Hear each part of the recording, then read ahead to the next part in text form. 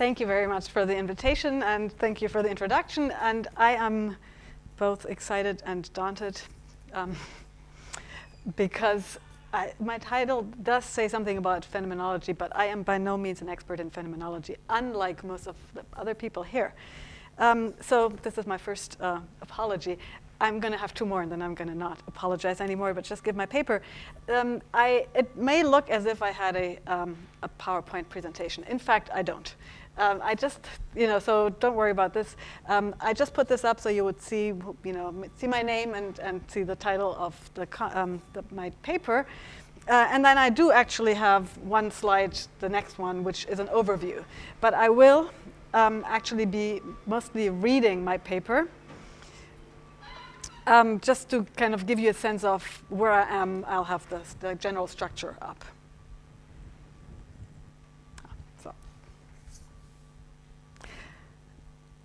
So in his 1935 book, Principles of Gestalt Psychology, Kurt Kafka famously stated that the central question of perceptual research is, quote, why things look as they do. I'm sure you're all aware of that, of this quote. This is prima facie an explanatory question. And there is a sense in which Kafka is indeed asking an explanatory question, but he is also questioning the premises of the ways in which the question is typically asked and addressed. And he's doing so by emphasizing that what is needed, first of all, is a better descriptive analysis of the explanandum. Differently put, he begins by putting another question in the forefront, namely, how do things look, in some sense? I mean, that's me paraphrasing him, but I'm not sure he would agree. Or perhaps more generally, what are phenomenal characteristics of our perceptual experience? In general terms, of course, his answer, like that of other Gestalt psychologists, is that our perceptual experience is structured both in terms of objects having, the figure-ground segregation that we heard about earlier, and also in terms of an internal structure frequently. So in addressing the question of why perceptual experience is structured, Gestalt psychologists emphatically did not ask how experiences are constructed out of simple sensations, but rather how they're functionally related to environmental structures. Formulating laws of such functional dependencies, laws of good form, served two purposes. It descriptively individuates central features of the explanandum, Gestalt perceptions, while at the same time providing explanations for them via basically what I will argue are psychophysical laws. In this talk, my point of departure, or my interest, my focus really is on the methods Gestalt psychologists used in their descriptive task. Kafka himself gives an intriguing hint here, contrasting a quote-unquote German and an American style of investigation, and stating that the Americans often find the Germans too speculative, whereas the Germans often typically find the Americans too superficial.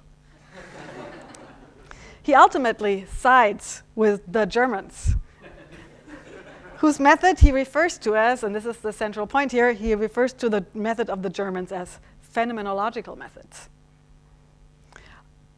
or as the phenomenological method, I should say. Of this method, he says that it gives priority to, quote, a good description of the phenomenon, end quote, thereby putting constraints on, and I quote him again, definite features a true theory must possess. So Kafka seems to be arguing that other approaches to perception had hastily rushed to specific explanatory posits prior to providing a proper, namely phenomenological analysis or description of the explanandum. This suggestion raises a number of questions. First, what exactly does Kafka mean by phenomenological method? And how is this method related, both historically and systematically, to the philosophical movement associated with names like Husserl, Heidegger, or Merleau-Ponty? Second, What are we to make of the claim that a phenomenological analysis can prevent us from making questionable theoretical posits?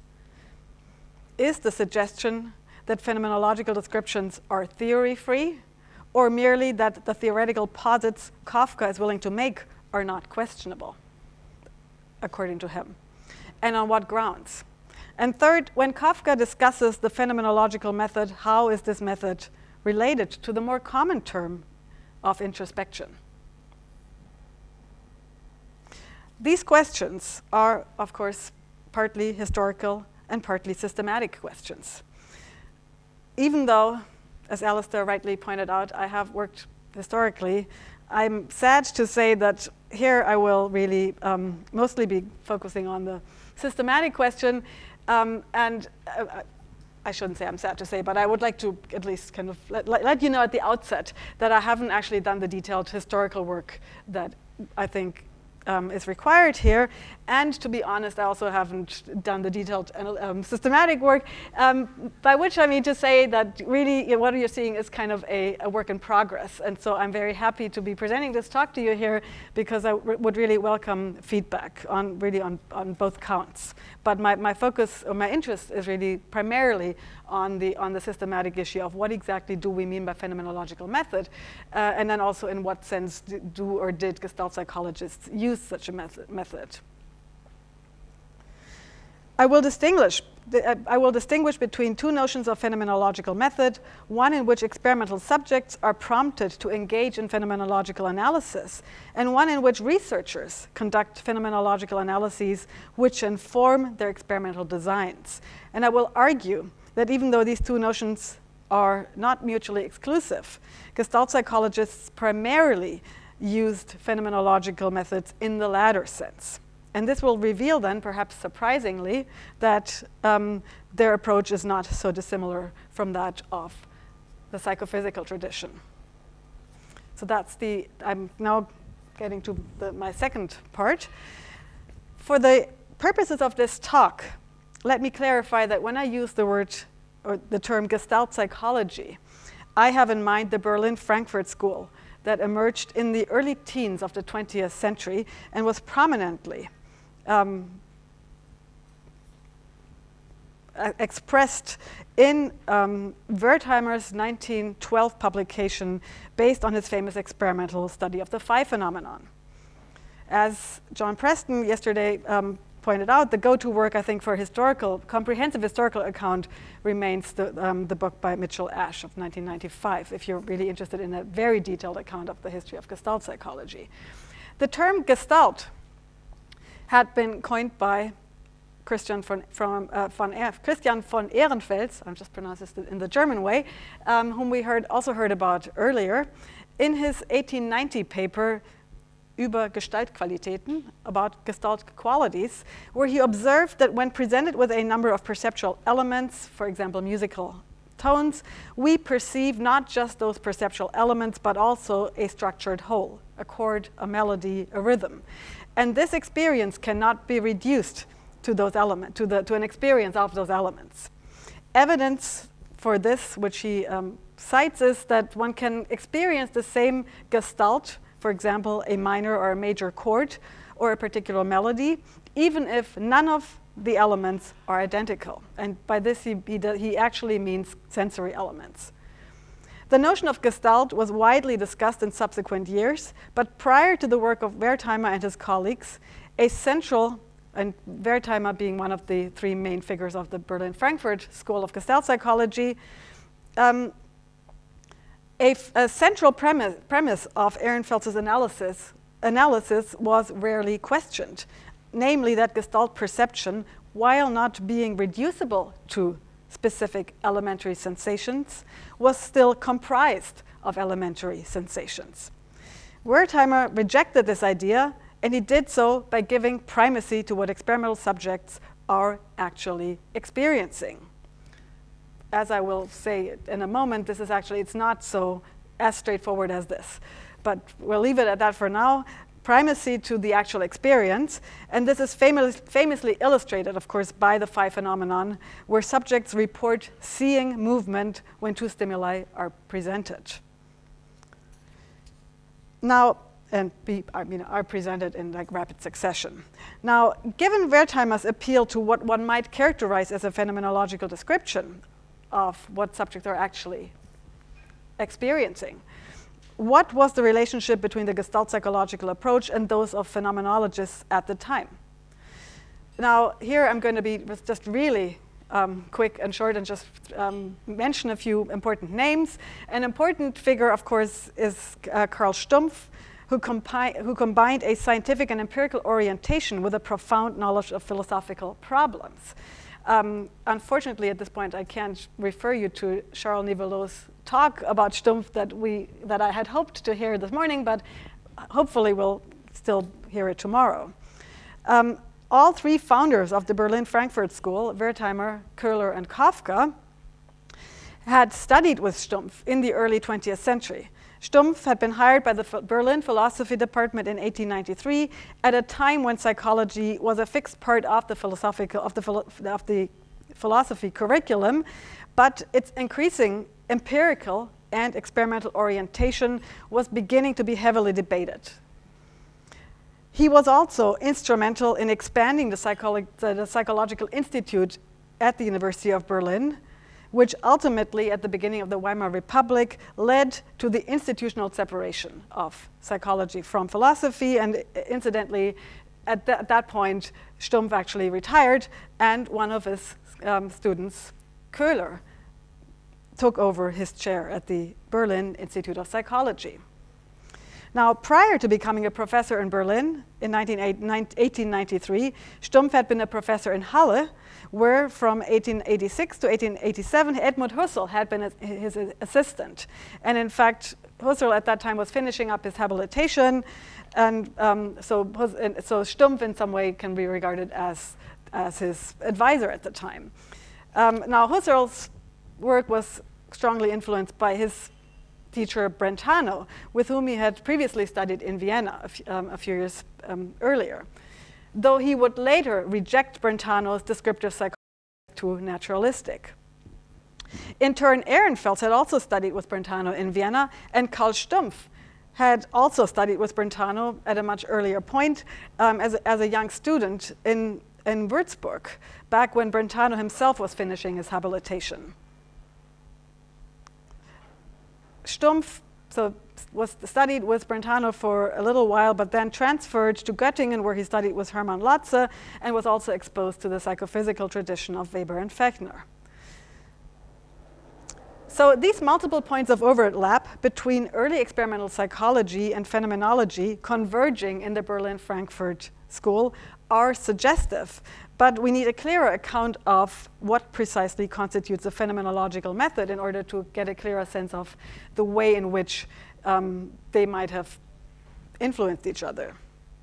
In developing such an account, we should also keep in mind, first, that in some ways the method of finding functional dependencies between stimuli, configurations, and experiences was part and parcel of what psychophysics had been doing, at least since 1860, when with Fechner's work, Elements of Psychophysics.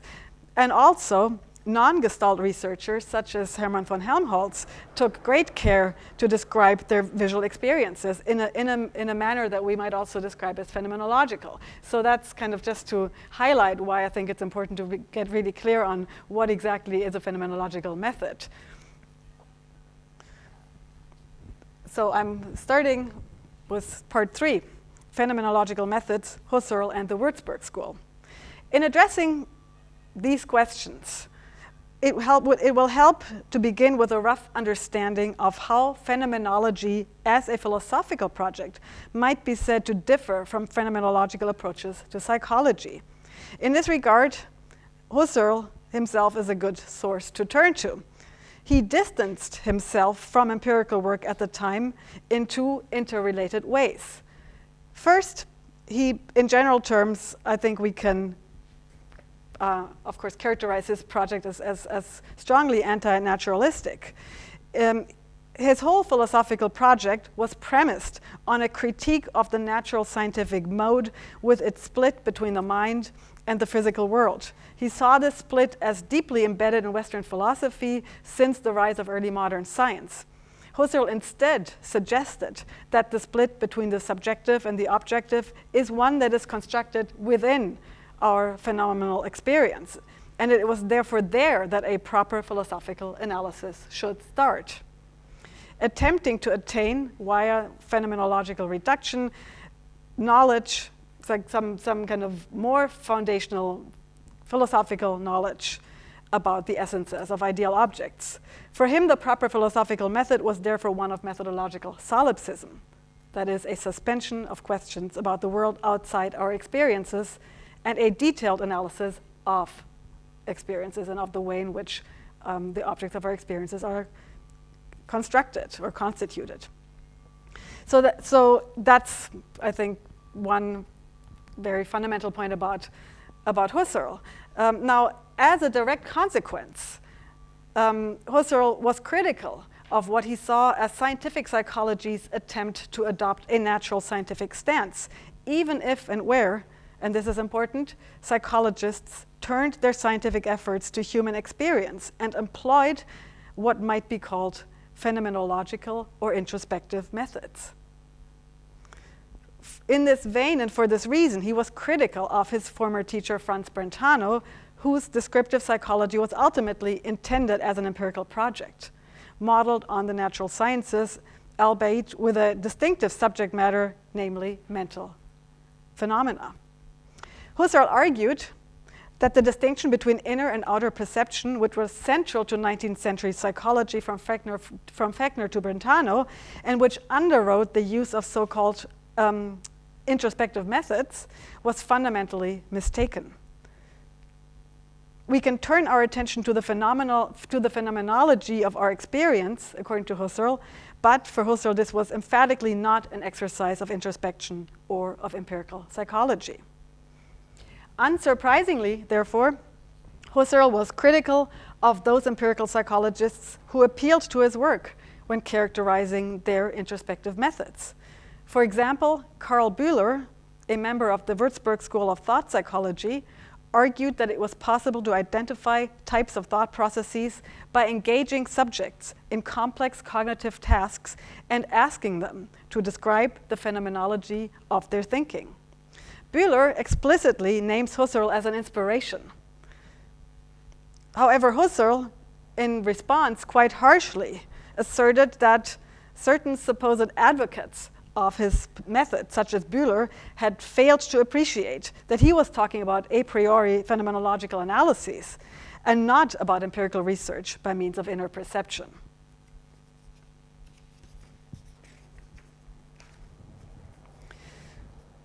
So this raises the question, of course, Bühler is not, I think there's some parallels between Bühler and Gestalt psychology and the Berlin-Frankfurt School of Gestalt Psychology, in part in their kind of rejection of some traditional assumptions and also in their critique of, for example, Wilhelm Wundt. But we can still might wonder what would have been Husserl's opinion of the Berlin-Frankfurt School of Gestalt Psychology. And I should say that this is one of the points where I need to do more research, because I'm told that there are some back and forth writings where they kind of express opinions about each other. So I haven't really looked at that part of my project yet. So I'm just going to raise the question at this point. Did the Berlin-Frankfurt School of Gestalt Psychology use phenomenological methods in the same sense as the research conducted by the Würzburg School? And if not, how was it different? And I'm going to say that it was different, but as I just said, in my mind, that's still something that needs to be explored more. To be sure, members of the Berlin-Frankfurt School conducted empirical, not a priori analyses, yet it would be yes, I would like to argue, and I will do so in a moment, that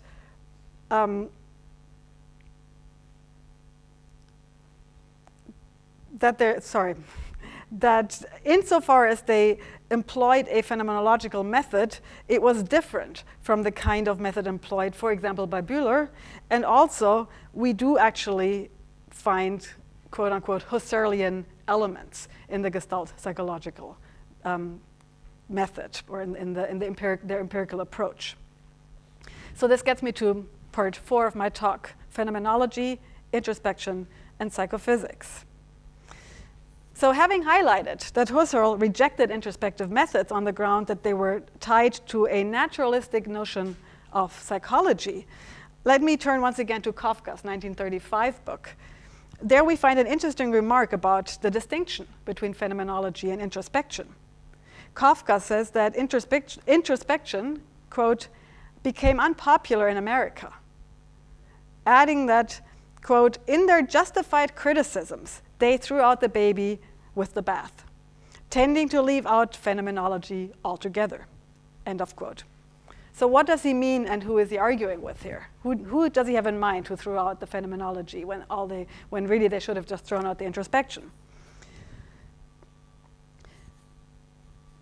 When he mentions that introspection became unpopular in America, in American psychology, he obviously does not have in mind the kind of criticism that had been articulated by Husserl. Rather, I would suggest that he probably has in mind the psychophysical research in the tradition of Edward Titchener, which had been closely tied to an introspective method in an effort to experimentally identify elements of the conscious mind. As various scholars have pointed out, the decline of introspection was due in part to a decline of the structuralist research program and not of introspection per se. I would like to suggest that there was something else going on there as well, though.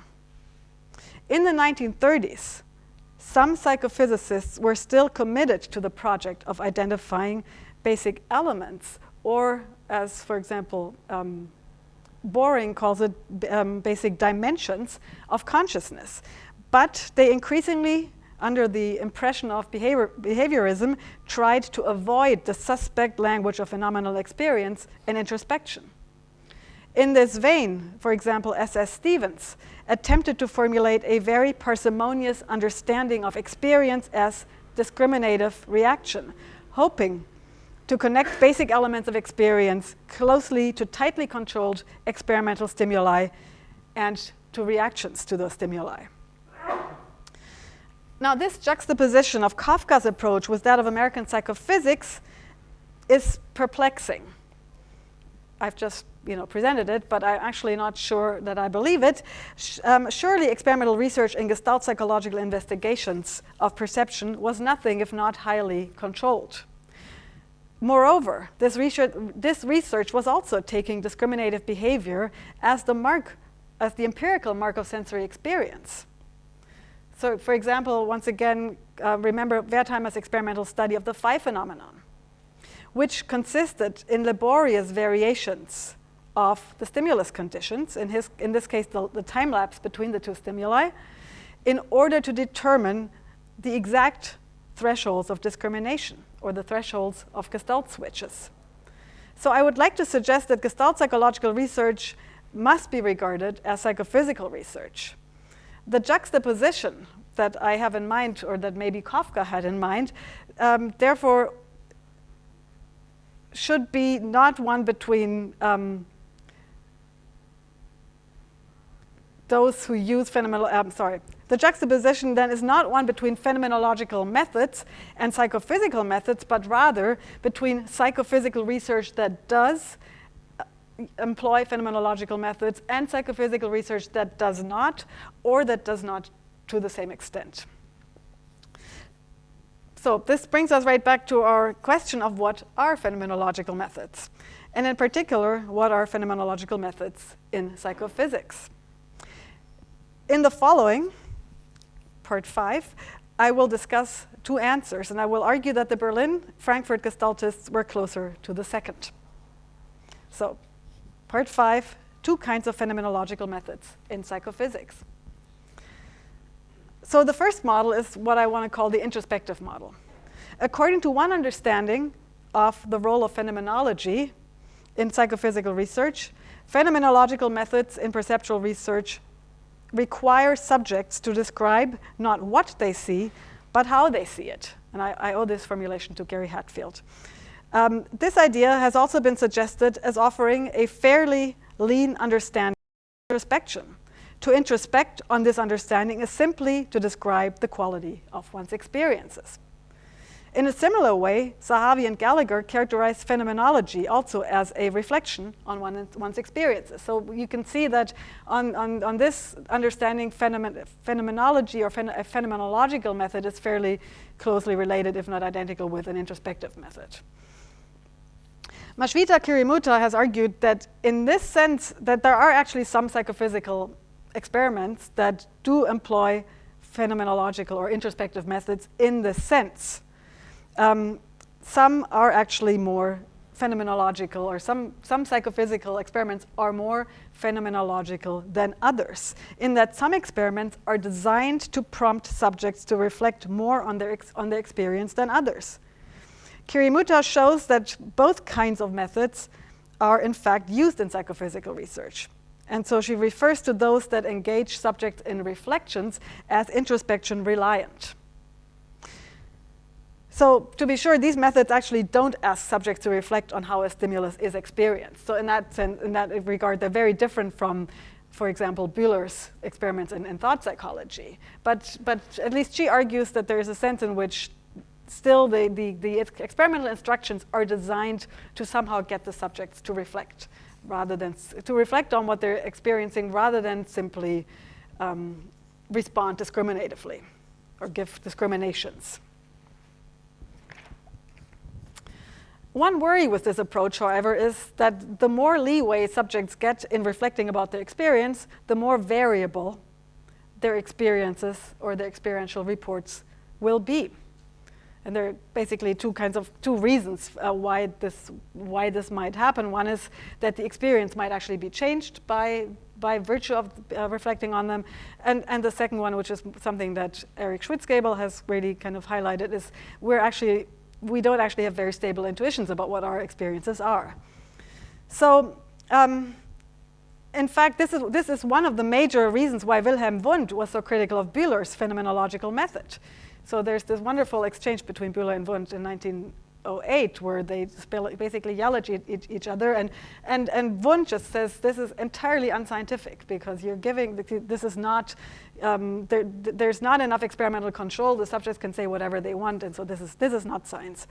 Of course, this is an extreme case, but nonetheless, interestingly, Kirimuta in the article I just mentioned points out that within current psychophysical research, introspection reliant, or what she calls introspection reliant methods, are actually controversial, precisely because the more reflective subjects are allowed to be, the greater the worries about unreliability, about the unreliability of this method.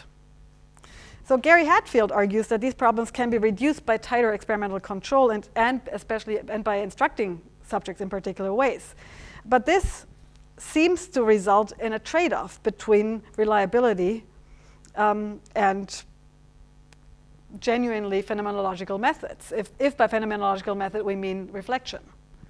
So this gets me to the second model, the front-loading model, and this term comes from Gallagher.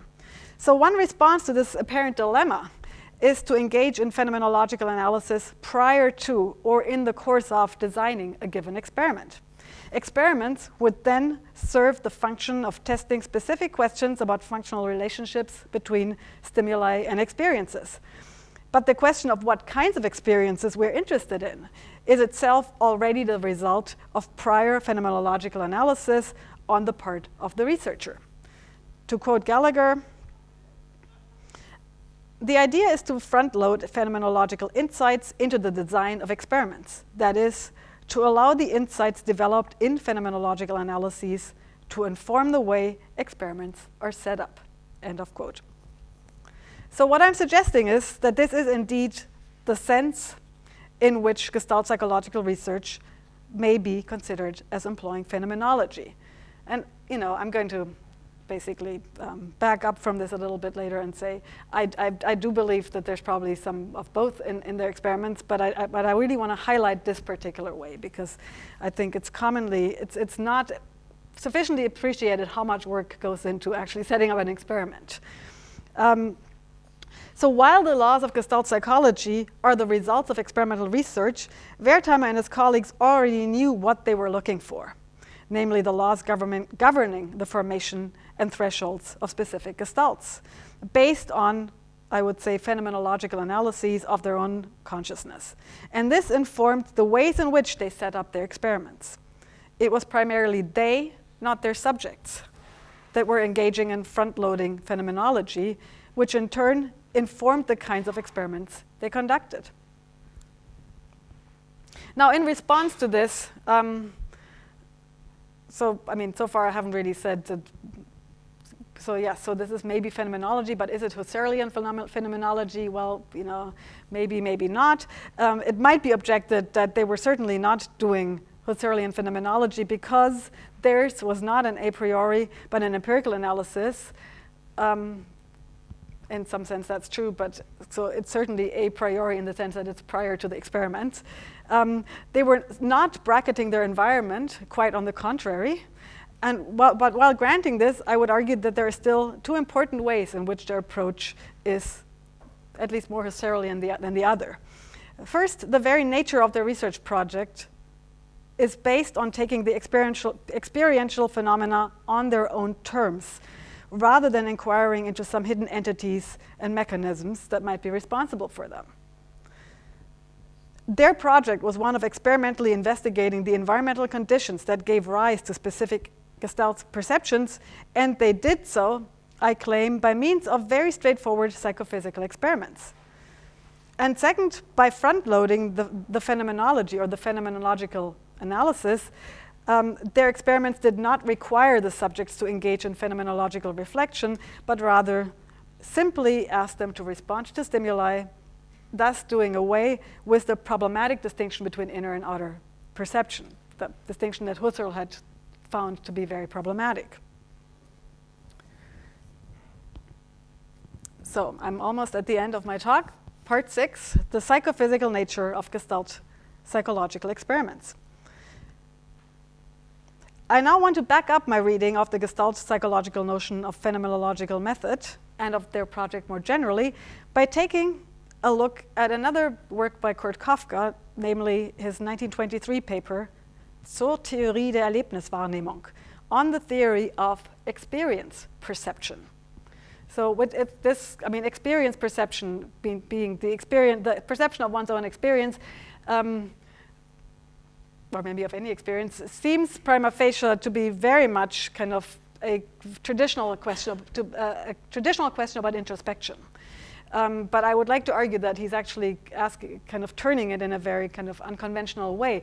And in fact, in his 1935 book that I was quoting from earlier, he essentially says, and when I talk about phenomenological method, I refer you back to this paper that I wrote earlier in 1923. So that's why we're looking at that now. So at first glance, he appears to be addressing the classical question of how to ensure that experimental subjects give veridical answers about the phenomenology of their experiences. However, he quickly shifts gears to argue effectively that this question is ill-posed, since the kinds of experimental situations subjects are in when they participate in experiments are already highly constructed in order to prompt specific phenomenal experiences. And subjects are given very specific instructions to elicit exactly the kinds of verbal responses experimenters are interested in.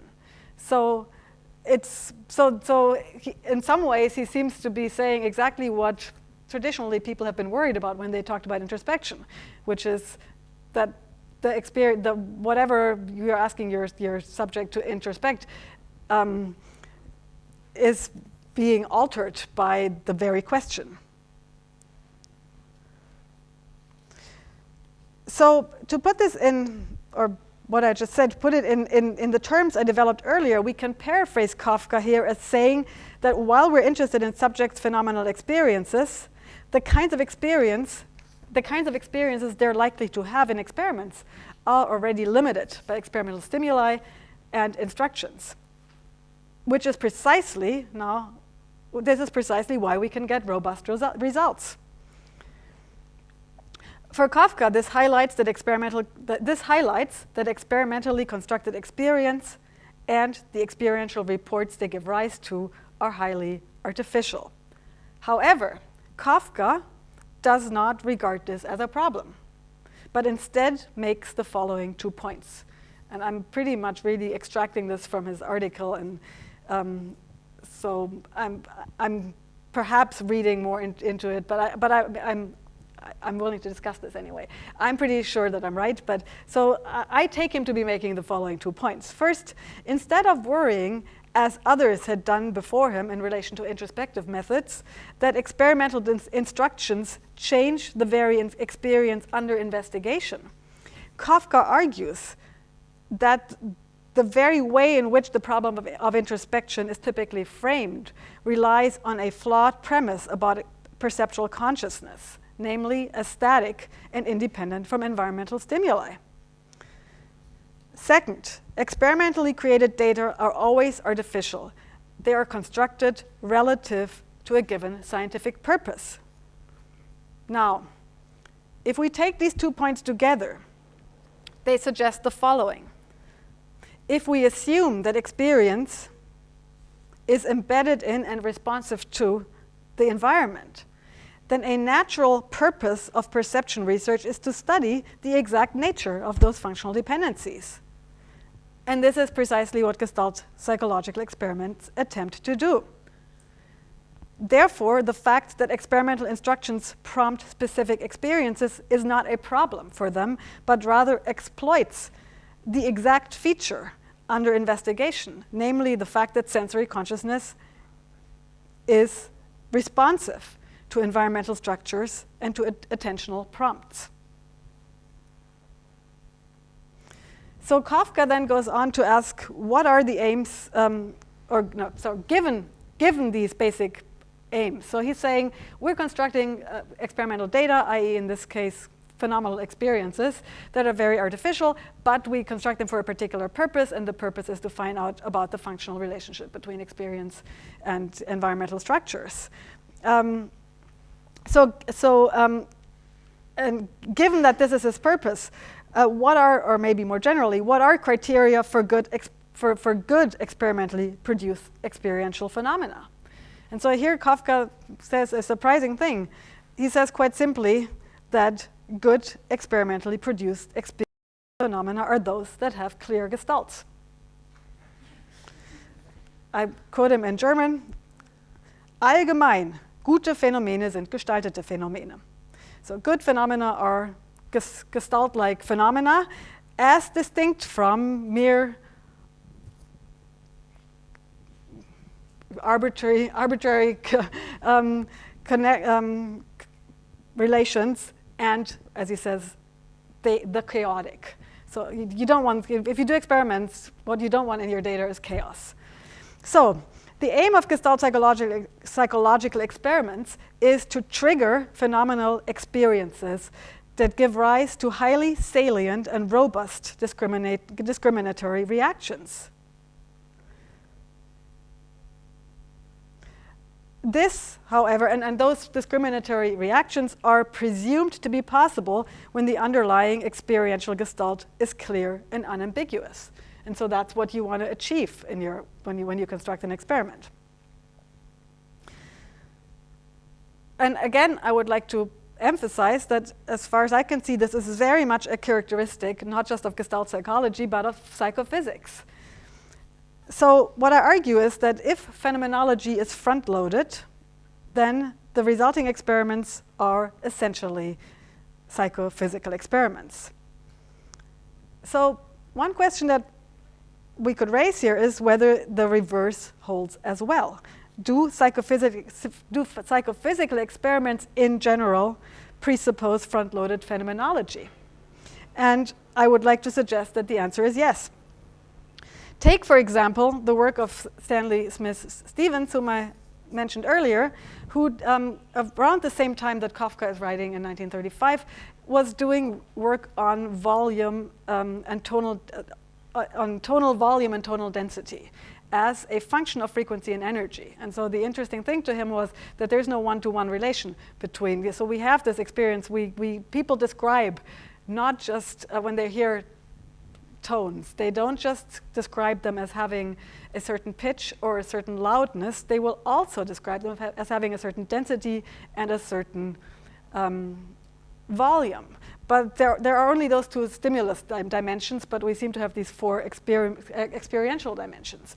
And so Stevens motivates his research in the following way. I quote him, we have, on the one hand, adequate introspective evidence that volume is phenomenally a separate and distinct attribute of tonal stimuli, but on the other, experiments in which volume has been used as the basis of judgment have not yielded stable quantitative results. So what Stevens then tries to do is basically to design experiments where you can get stable experimental results for volume and also for density. So Stevens is certainly appealing to his or our phenomenology to motivate his research, or to motivate why it's important to do this kind of research, and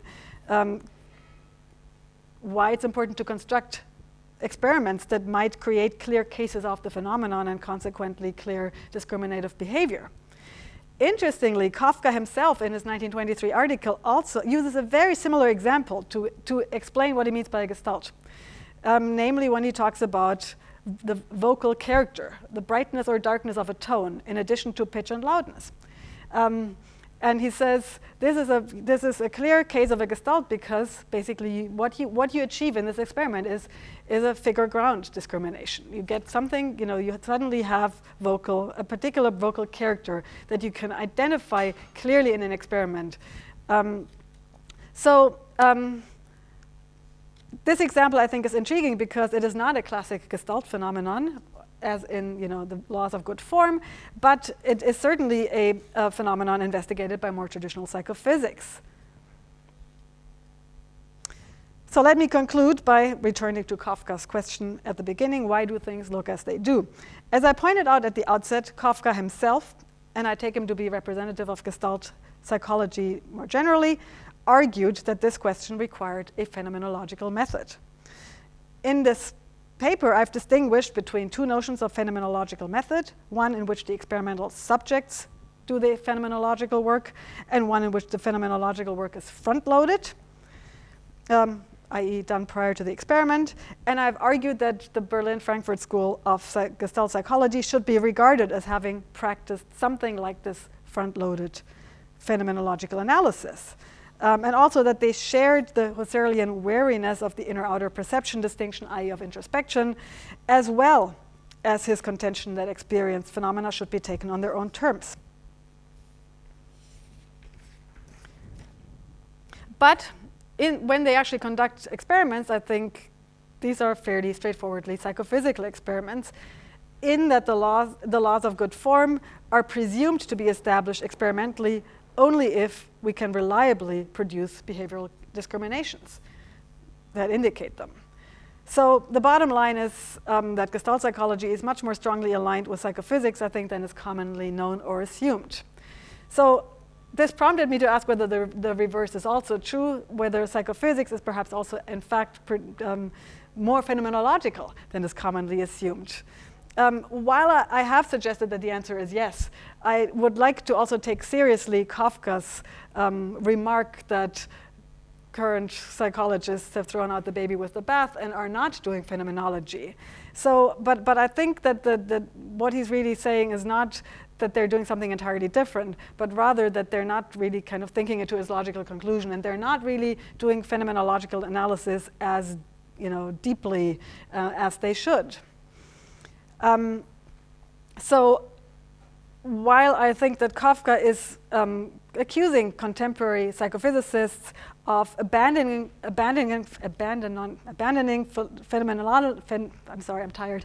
phenomenology along with introspection, I have suggested that he had in mind people like Stevens, who had grown wary of the language of experience. But I think really probably Kafka means that Stevens is kind of neither here nor there, which I think is probably an accurate description. So there is kind of the sense in which he really is probably doing phenomenologic analysis when he's kind of identifying what he wants to experiment on. And he is certainly doing psychophysical experiments that then try to kind of reveal these gestalts, but he doesn't think of them as gestalts. He doesn't think of them primarily as something that is kind of embedded in an environment, but he's still, in that respect, kind of very much in the tradition of his teacher Titchener, and thinks of these phenomena, of these experiences as basic elements or dimensions of consciousness. So that's it. Thank you very much.